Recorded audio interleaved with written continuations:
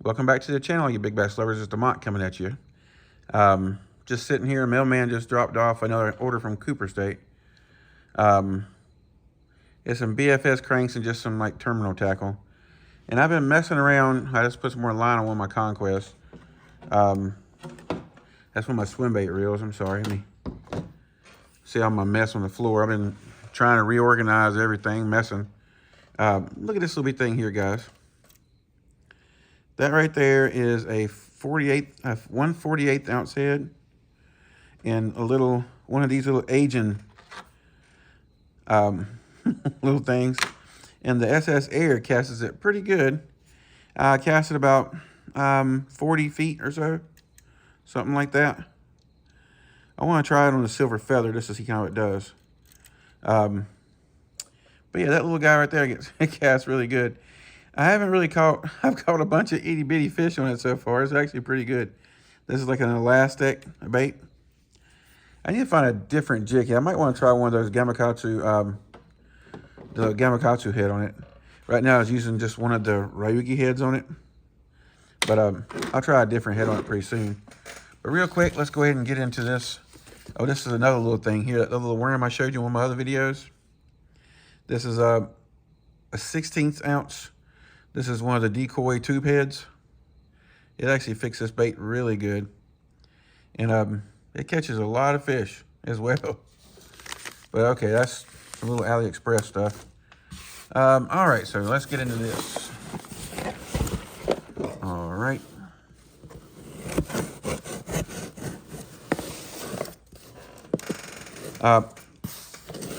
I was looking for a little square bill that when I lose it, it doesn't cost me 20 bucks. Some of those ones on AliExpress just don't seem to run very good. But anyway, I also got some more Sakamoto shads in here. Some more 8-inch shads and just some different things. But this is the little guy I wanted to show you. This is the Gnat. It's an 1/8 ounce, 1.25 inch, 1 to 4 foot diver. I mean, look at that little guy. This color here is called Ghost Minnow. I got quite a few. Let's see some of the colors here. That color there is called Smalley Magic. That looks like a Smalley Magic, but I can see that catching all kinds of stuff. And of course, you got Green Gizzard. And that right there is Threadfin 2.0. But these are like $5.50 a piece or something like that. I think I got them on sale. And I got them on the either 20 or 30% off. So they were like $4 a piece. And I got some Sakamoto shads.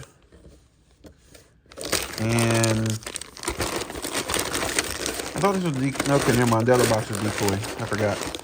This is just a little gnats. I think this one's called oyster. Yep, oyster.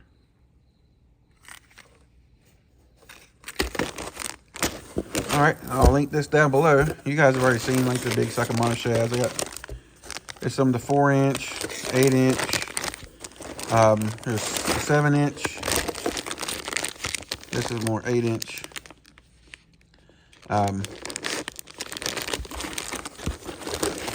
It's getting towards that middle part of summer. I'm either throwing really big or I'm throwing really tiny. Ivy's in here. Oh, she's over in the chair sleeping. Trying to organize a bunch of crap. Seems like I'm always finding too much mess for me to do. Yeah, I'm like my own worst enemy. I find all kinds of mess for me to do. All right, guys, I'm going to sign off. If you have any questions about these, ask them down below. I'll link these where you can get them at Cooper State. I have my buddy over at Carolina Fishing Tackle is going to start carrying them as well. So I have once he gets them up on the website, I'll show him. I'll get some of them from him, and I'll put a link on there for you guys. He's actually going to start carrying a lot of BFS stuff. All right, guys, till next time. Y'all stay safe, tight lines. I'm going to do a comparison because it's basically the same. Well, not this. It's not the same. This is a Conquest 300 XG. Let's go ahead and put some more. This is some braid, but I made sure I put the same braid on both reels. This is some braid I got from over at Ollie's, 40-pound Suffolks. Like I said, this is the XG 7.5 to 1. That lure killer is 7.5 to 1 as well. So I'm hoping there'll be a really good comparison against each other. So we can kind of see how a top flight swim bait reel, or top flight almost any kind of reel, does against a kind of a knockoff CDM reel or AliExpress reel, whatever you want to call it. All right, guys. Till then, I'll show you on the next one. I'm probably going to take them out fishing here pretty soon. I'll probably throw about the same kind of thing with each one. I might just throw top water with both of them, just so we can kind of keep it fair and even. All right, guys. Till then, your tight lines. Y'all stay safe. How's it going, guys? I thought I'd add this video to the Cooper State tackle. This is an order I got from Carolina Fishing Tackle. These guys are really good guys. They're really good to talk to. Call over and talk to Mike. He's one of the owners. He's super nice. But I got more of the Queen's Tackle rolling strolling jig heads. I got some smaller sizes, mainly to go with stuff like the Echo and stuff like the Kitech, the Shad Impact 4-inch. You know, the bigger ones are for like the Sakamata shads and things like that. But let me just show you real fast how you rig up one of these smaller size baits. I don't want to use a quarter. What we got is 3/16. I want to use an 1/8 ounce with a size 2/0. All right, so let's see what we got here. Yep, both the same.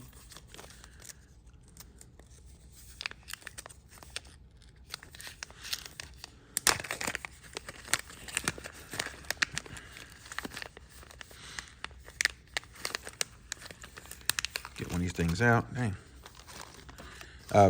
I love the Kitech Shad Impact on the hover rig from Core Tackle. These Echoes are phenomenal as well. These are probably my two favorite tournament ones, besides the Drift Fry and the Flash J. That's pretty much my favorite things, period. You can hear a little rattle chamber in there. But with this guy here, what I like to do is I kind of want to come up here, and I want the ball to kind of sit right above his head right here. Hoping this is showing good, because I'm going to come in. I'll make sure it's going to come out at. All right, so I'm coming in right here. I'm going to try to stay as straight down that line as I can. Now remember, you don't want to go too deep in here. Yeah, I know that's not what she said.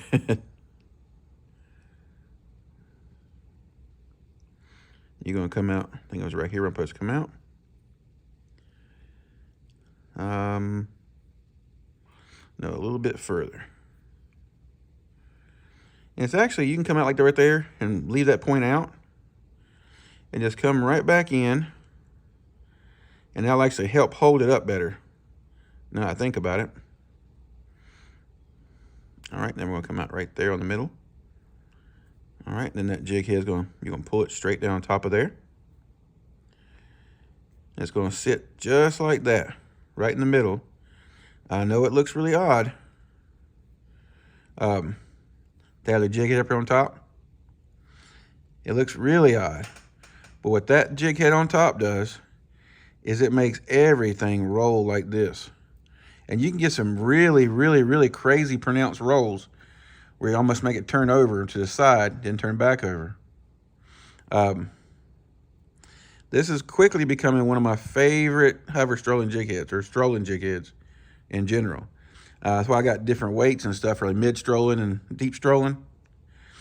Well, I really don't do that too much of the deep strolling. And this has the weight on here, 3.5 grams. Let me see if you guys can see that. Let's see if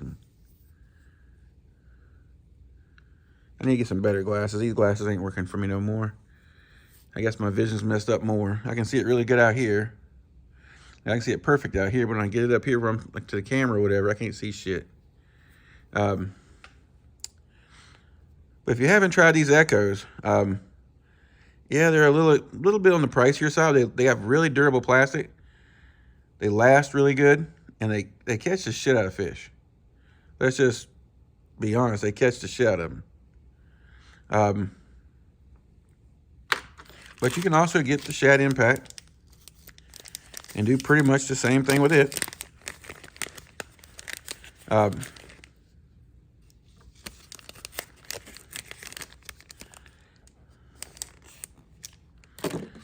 See, the Echo is like 3.5 and the Shad Impact is like a 4. So there you go. You can see the difference there. Like a 1/2 inch longer.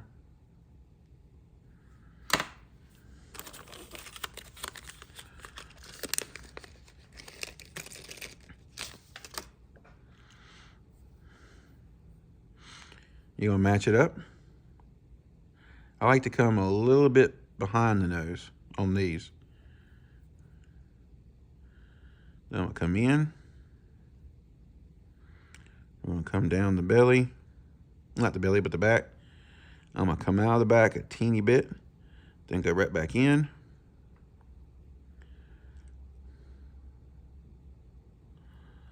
Then we're going to come out kind of towards the back of the slit.